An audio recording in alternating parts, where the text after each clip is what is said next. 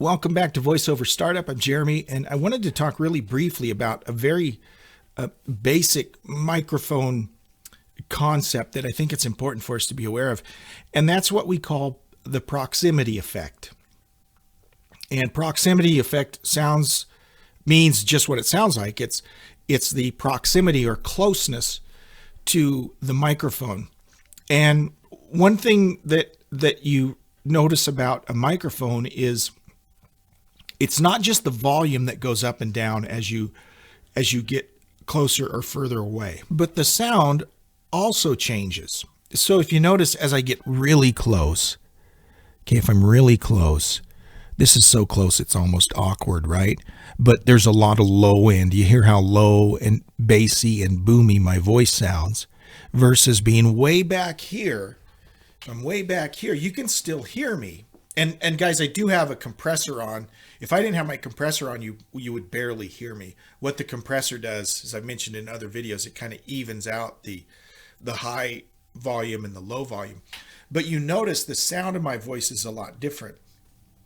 The further away I am from the mic, the more room noise I pick up, and it makes my voice sound a little smaller and a little more echoey, if that's a word. Is echoey a word?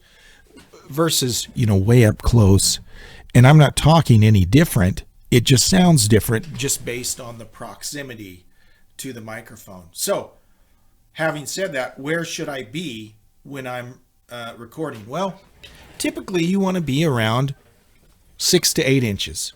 Okay, so I'm probably, you can't really see it on the camera. Let me move. Okay, so I'm probably 6 to 8 inches right now from my microphone.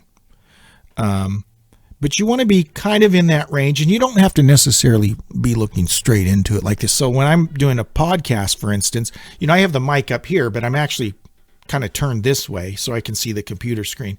But I'm close enough that my voice is very present. You hear the low end, you hear the high end, right? But if I'm too far back, my voice just sounds a little thinner. It's not as clear, not as crisp on the top or the bottom end. So 6 to 8 inches is a good place to be. Now, one of the things you have to be aware of, and that's why I have this little screen here, little windscreen, that's to help with what we call plosives, not explosives, plosives. Plosives are those mostly P words that make a real poppy sound. Now, when I'm talking this way, my P's sound okay. If I get really close, hear how they make that popping sound? That's a plosive, okay? Now, most mics have a windscreen inside, which helps with some of that. I'm just going to lift my little windscreen up.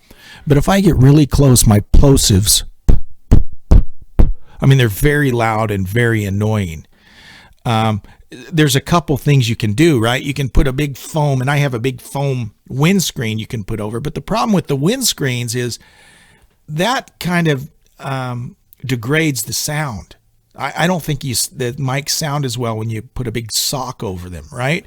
So a windscreen is kind of the balance between the two. Okay, it helps cut down on those plosives, those P sounds, but you still retain most of the high end and low end that you'd have if you were going straight into the mic.